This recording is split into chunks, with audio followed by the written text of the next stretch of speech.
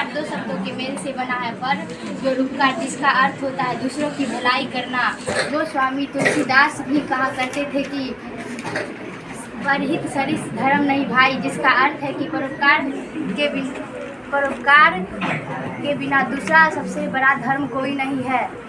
मैथिली शरण गुप्त जी ने कहा कि मनुष्य है वही जो मनुष्य के लिए मरे, यह पशु प्रवृत्ति है कि आप ही चरे। परोपकार एक सामाजिक भावना है जिसके कारण ही हमारा जीवन सुखी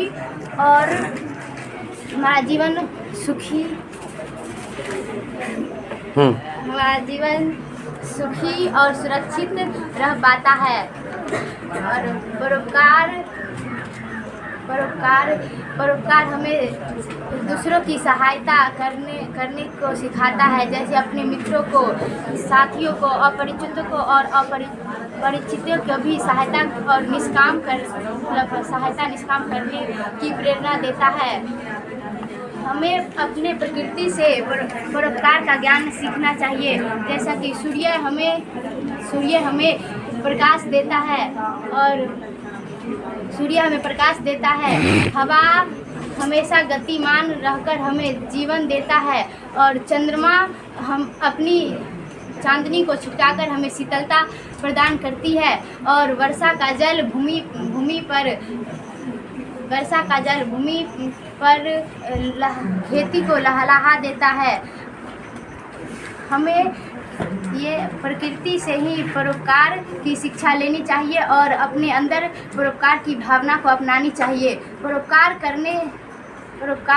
करने से हमें सच्चा आनंद मिलता है। जो व्यक्ति दूसरों का कल्याण करता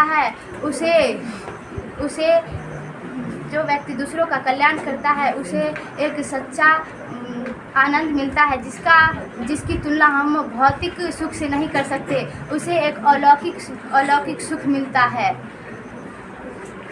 और भारत परोपकार की मामले में एक जगत प्रसिद्ध है।